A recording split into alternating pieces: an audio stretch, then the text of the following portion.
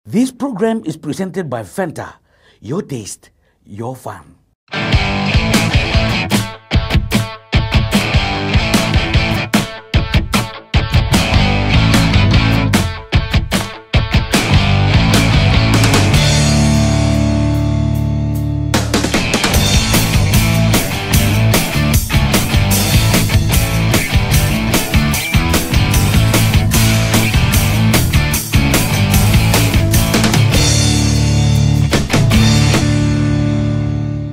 Nisa ambul benar na turangan nama ramah turbo nangone lewa. Kapatalan kin no be kim nikir sarangone en andu talangona pamata weekenda en nonda ngona borota kisiko naraka vi meidawai. En madongo nonda bulang itiko dua sama takoti na matitimin ni Fijibati ka bombota en rebinaka menang kai po matal te kwa mentana vi kilira nimber ninta kai rotu non italno weekenda en singinikua. Nimbul binaka. Sa mbul binaka.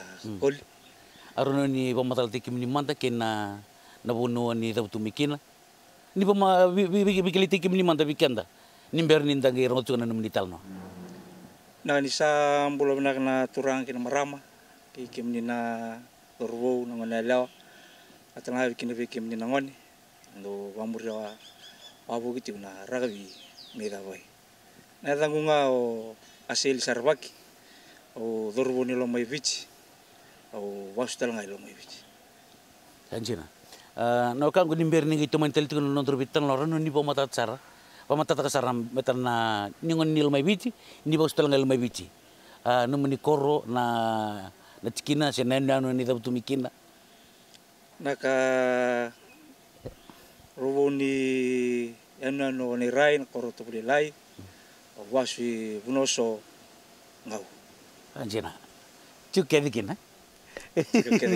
sanjina wabni na boleh bun numuni lomasoli numuni suli ngo numuni boyo muni maital no eno bukuni numuni tal no karena nirna bultal tunga kino irna tambangon ni tumbo tak tumen nangonongo karena nangandre pamerna didi muri tal ngamai nangoni sal nisa didi boti mai ko bombota na rebina kemunin na mentan narong teman-teman numuni tal no nimber mantangan ni oni ngol mai enang gitu narakabi nambula mantangan ditumberikin Nakana bolo tumberkina susumi tumai na bubale au sini nama kani namai gito si mai ragabi na siang sarkan ni tatandra takatu na yadov na wono me yadov si nung tatandra mai nangona si ngoni kina meu ndua mo makatagin na nanonta wono anjina ikimni nangono ni tumbatak mikina ni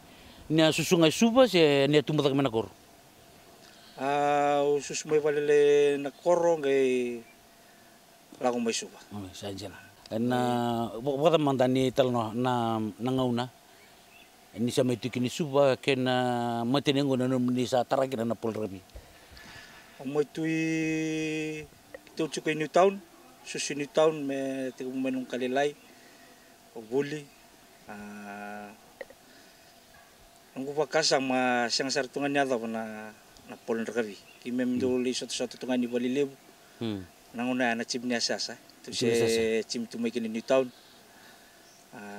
kim tu mai satu cukai ngararang anggur di Bali lebu tiga bucuk mikan nunggu rekabi na ta nanguna sa lantik ini nander kitutukin nander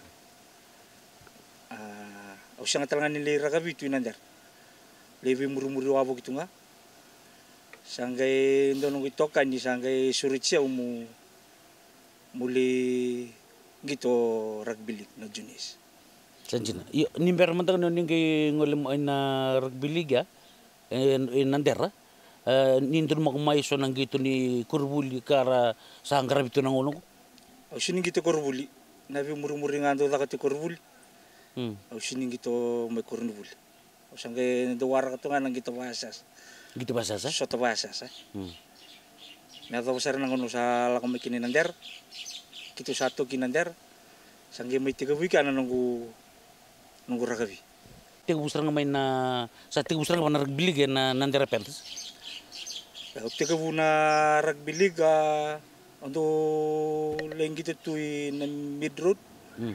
Na chimni mids se chukin nortu na Tomasidama o John Biu. Gitu sendole gitu juga kia. Jasa suri condong gitu kanina dara meu salanja mai ragavicin katul. Ai sanjin. Kia serangan na numuni dap kalau ni sa tiga serangan. Tiga busara kia nunggu dap kalau musang gitu cin katul. Nyumai gitu cin katul ya. Sampai serangan leng gitu cin kalimutal. Yo batam tana mbalabuni numuni gitu tu mai pana matitimin ni nandera. Me do pana numuni sakadibi se nabi unoso ni kadimi kin me do pana numuni sange me dur kin matimin fijibat. Tekubui nanter nangunaya u gitu pada lekin na junis.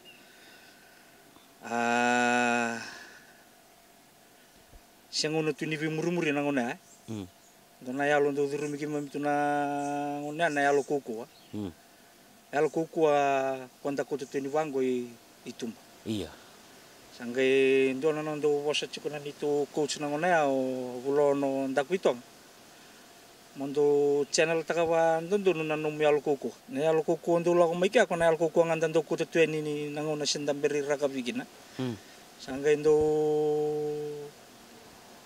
o wasala chukin bikitu na nito coach na ngone o coach ulo nang takuito nga na mo channel takabandon do na nanumuyal kuku sanjena kaya kung ge bustike mo na ragavi chin katul wala keda nga ni bengon keda ni gitu bi batu na chimini junes ni nandar na ngona ando sisiapa kasaranga mendo ave kitu lubadu konel kuku ya sangge do coach na kuno ba sangge do tungun no ko begitu gitu untuk channel tak kina kontondon. Usanggele baka sama tak mau channel tak apa apa. Usanggele do boso ko biau tukuno ko biau mo nakakede eda kalau menrara. Iku mo bosota. Mo bosota na lau kina ibadu na kake kakuko kede na takabiku. Yo ndo ngana ka na wini kina. Na points ko nga na wili. Tali na lebuni ibadu viritaka kele ibudi na mateka ya sedava. Ena momua leke kendulusi. Ina sangke bisu tak na baru ni nunggu gitu. Yo au oli subutala mandana tikina tukuno num dukucha. Ena no channel tak ngabon donu no melku ko yo iku kila na kona matangalialo si loritungan na gitu raga bibiken tanang ngono. Ina ngono ko sa siang ko na alku ko ni num ben gitu. So sa takabutunga mekani vivadu. So sa takabutu me moredikin na. Iya kanjin na. Moredikin. Toto kontina nonda rongo tati ko na italno ni nawe kangwe na singani kuwa en nonda wasi ningo na borto ko na rakabi me dabay ndo manda nonda dingo lakalaka.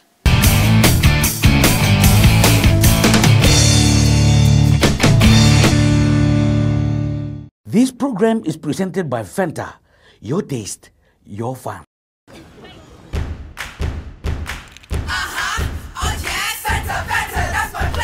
Hanging out, it's my summer, got my squad, we go harder, we got a little bit of feel good now. It's my Fanta, that's my flavor, Fanta, that's my flavor. All I wanna do, so you courage, let's have a little bit of Fanta, that's my flavor. This program is presented by Fanta. Your taste, your fun.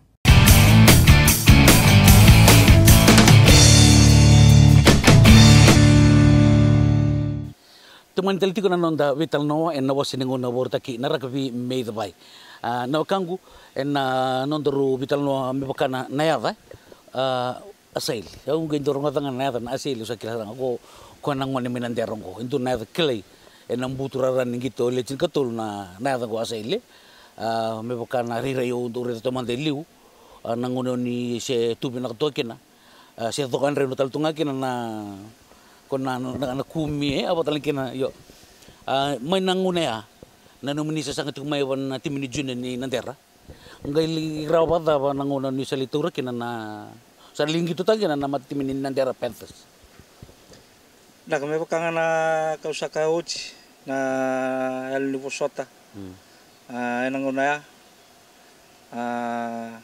o le makataki na chimni nander na timilev kitu chin karua kina na yambaki nanito wintak Anjena. sa kanga ni posota na tere ni nander au katu na wono ni posota menangona ya na vivi kitu ndo dakabu nangona ya wa binaki na wana turang na coach ni nander ulono dakuitonga anana ndo sulu tubigi mamiso na wasal arani kimemili yadovo kinana buno kimemi yadovo na derubo amakate nander nangona Nanguna.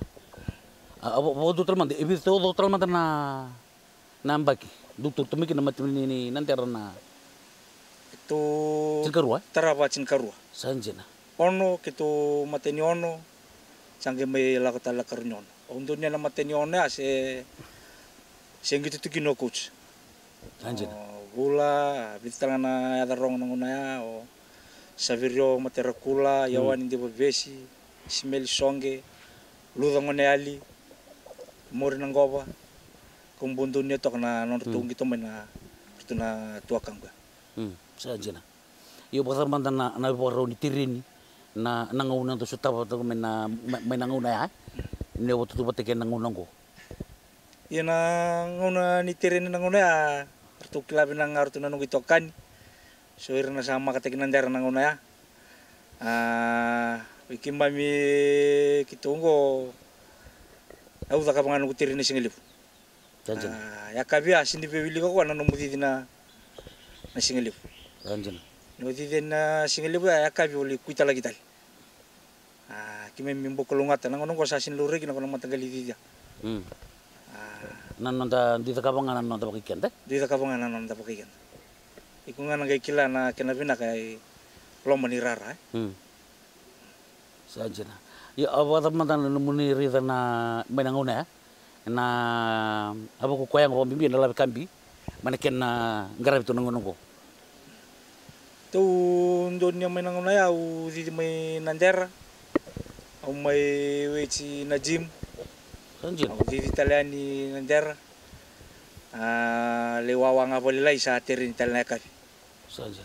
sangge yato nanguna mesando nga kinan itu gym may nandera singa na bali be coach bula au sangge ndole wechi kin Tapos na malmulu mo nendre o reto lago durmo tu mana nemu durmo tu mengor na mate timin nander. na waragabis nito nandre kitu sotoka nanguna ni kimemita kata bata so nanguna kimi fikiri baba nandre lumbang kitu dunia nanguna ya na kaboy labo kumbaga na nandre labo kitu tu sotabo tu nanguna na chimni nandar Ya bota mantanga na numundo ngono ni kita pamimbi na ngono siya turbo jukin ngai wayan salabata kay na nander na ngona ya. Ada pun numurita na numungito tiko kena numur ta kaprato kono numutirin ni pagiko kena numur tiko nangona ni nander na ngona ya. Ira na ngona ko sa kuko sa nalaw sa ini kala tanda ukila nander tuili we. Ada pun numure men ngona ya. Yoi nantera kosoro pulang ini kina. Rasyangan itu ronronga. Ronronga. So matengan ni singa. Sa ndo di wabu kita kena raraya satu kuntunga. Sasangan rawatan gori sini bamba itu. Di ngayan di besar. Salah ko ke kota lolos mai. Waktu ya sona tau toni bosa dula ko tunanguna. Ya satu rongan anong bosot. Turangan bosot. Kake de kani bosota. Kesangan ni bosota.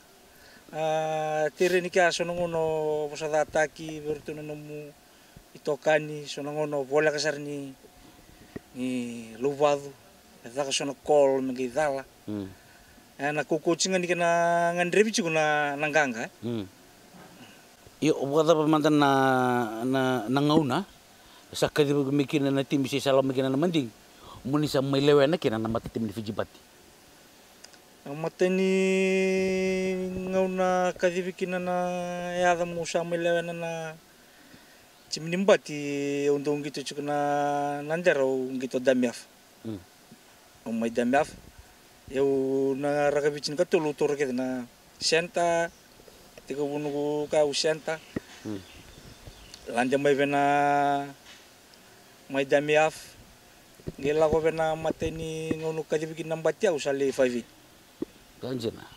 Ongito 5 ana matay serangan niyang baki ulanja may kinana chimnimbati tuto kino kalbiti ni soro biti serna ngasi nangunaya coach te kitu talagi no nanito coach nganandar Ganjena. ulo no ndago ito ngede rumo tu mena system ya Sa matau. au sa mata tu na nga didi na singiliw didi na kabi ya sa kanga ni bosata iko nga nagikila na kena vina kana nanguna ningito nanguna Mena sasango da kabuto mengo na nandera pertis. Kena numuni sa ronga da sa kadi sa tukun mo sa mailewa na matimin Fijibati. Wada mata na katariko. is mateni nguna sa tukuni kina ve mo lewana na tim ni Fijibati sa ndola kana nung maro au sini vambo tara o geredelus na nakando tukuno coach mo channel takababina kana nung mial kuko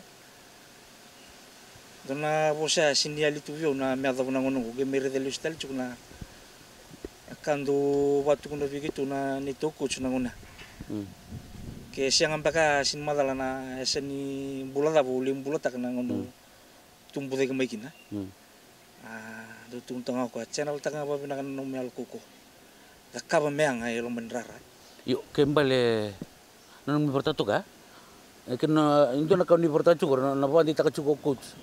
Mo channel taka nano mo alkuko kembali kuntu na tama talkuko iyo do sa tamate alu kuko sa wanjin jin taka ni tamate alu kuko usini be buntak nga ko waka ko tukun ngoni Indonesia sa bulangan ni mado kitu vi vodu tu nalala Iyo kembali may na wabuli ko tuntu na kabina saranga ni buli de kena no ni adjust kimni ina buno muni mbite kena koko ya o babina bina kena bukun na bitumbiri vida sarabe ki mam nangone nangona ya da pasar na buno evere lakon ba kontraki boleh kontraki to New Zealand laku Australia ndorno gele subutal manda neti kena gori weekend na beokani darno to na italo no anda mai rongo tongo be na kangungo ko kelo me biti bosul me biti kandina tingo yenda ba na boleh na buku ni talno binaka kami da mero to na wasin ngono portaki do tal manda no anda tingo laka.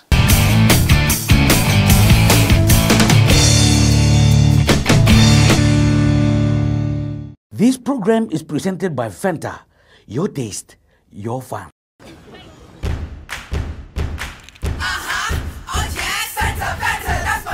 Hanging out, it's my summer. Got my squad, we go harder. We got a little bit, I feel good now. It's my Fanta, that's my flavor. Fanta, all my flavor too.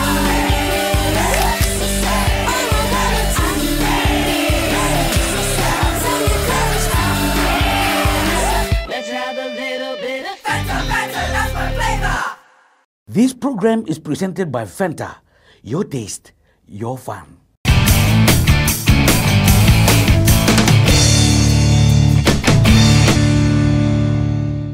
Tuman telti kuna nonda vital no ena osin nguna boru taki na rakabi me Dubai. Na dango asail.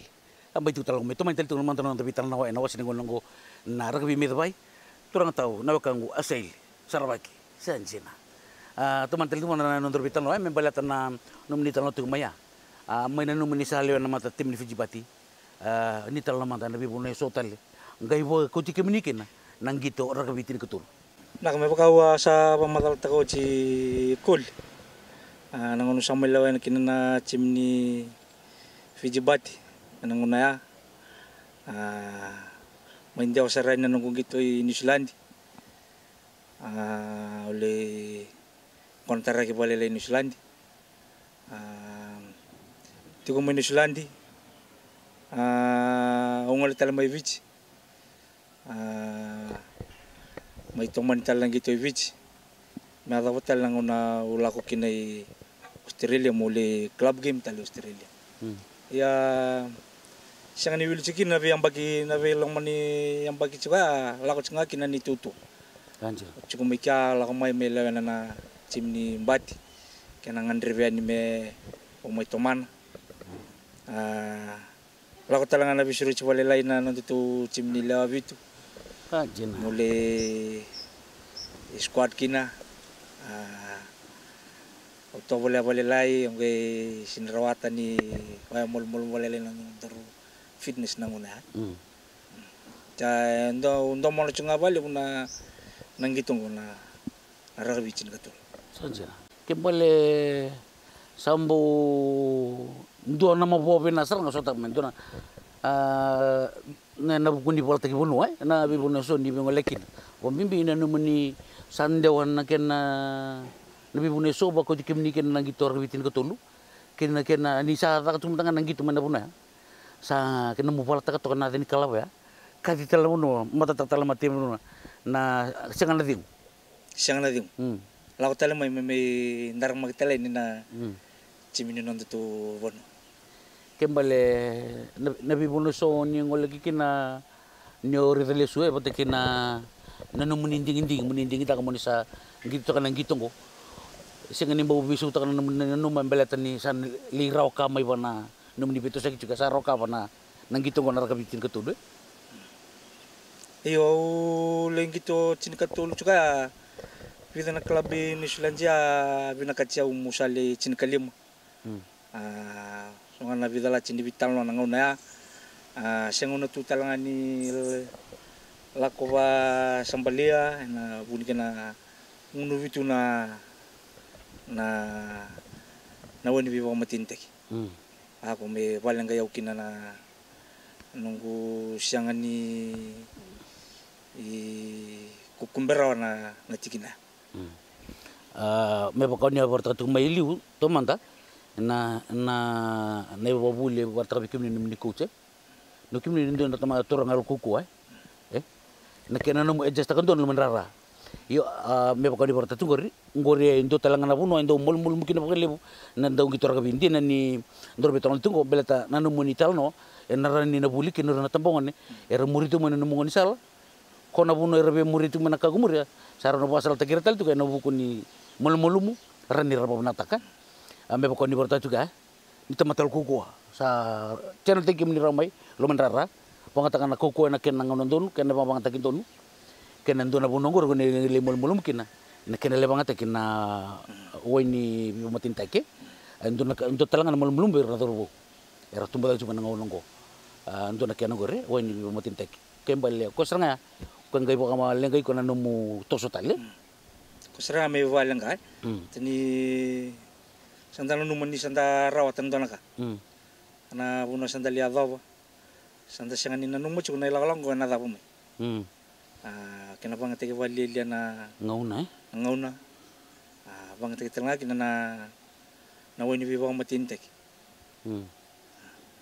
iya mana numuni beto sik matanga me baka ni sare juga na mulum mesoran ni na sota apa o na dorbo na ngone lewan dong gitu rasa mucuk menangonongko atau mana numuni baka salika yana nunggu wasal ngabir na dorbo ke kemni na ngone lewa ni biang gitu rakabi cin kalima si rakabi cin katolu sanunggu bakasala weekenda wikemni na nunggu toka ni wangito ni marora na menimbula lutu baka ukawa ni musuka nga na kininda unumbia usa nunggu tatau tokai wikemni na warong di tokamai sangan nimbetan sangan ndo na bono na kutikenda gino na wani biba ko matindi. Untuk talangan na mulum untuk taray kada bakal lebu nang gito rakabi tin katulu tin kalima gito lebi tu nang gito rakabi do na mulum lebu dutiko se ko na lewa. Wa mimbi na turbo so sa pawati so nang na relembu tu tale. Ada pun nang muni pasalika. Yan nung wasal nga bikim ni na nung ito ka ni Bangito. Kini sa vital no tigo ni bibo sa kito kendo na onelewa. Si kendo na marama marra ba na kana mo ubale. Balat ko irungo na natiko vi todo kay asamuni na bengo na kef. Leo ti manarakabi? Leo tinarakabi sangelo rendine kyan na lomaniko o nautim. Ibna boleh bu na wakangu na buku ni numni pasal na buku nganingito rakabi tin katolu kenangito ni karabuting bay. Na tapa manda sabab nakatakan nangito rakabi tin katolu kinanombula. Nakna binakngani rakabi kinanombula. Visota kinabaro ni nugumbula na besing. Nagundu yan na be mataka lelai. Nakaba na kanto dun mudakaba. Visota katangaki na nungububali, na nungumbula. Na nungumbula sarang apa kayo. Visota kayo sarang. Kasi nga baka na rakabi usang ni kilana buno na daba. Uwabi ni talakin ng bulan ni naturang na coach. Ulo nang dako itong na nang do bilingat yung navakasa man ni mutire ni pakoko. Arani kimi miadaba kina na buno kimi miadaba. Miadaba ti kumi nang unonggo. Au sababi ni binakan yung na yang ni rakabi cing katulu sampai hindi ako saran ng gubing garabi. Sampai gubing garabi sa cinggoy na bola. Sanjana. Ni rakabi cing katulu sa may coach tal cinganggo ni USP Redis. Sanjana. Na boleh bu metau. Na boleh bu weekend ke saran na semo tumai en awas nang ono bortengki na rakabi mei the bay. Sa kung gore no ditikita ke na madongo me daw talang katraba ni bukadeng binak ni samad.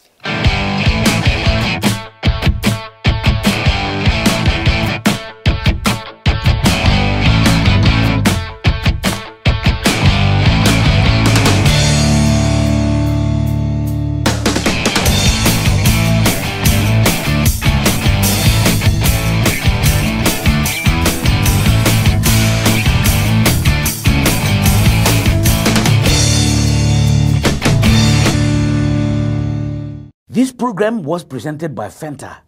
Your taste, your fun.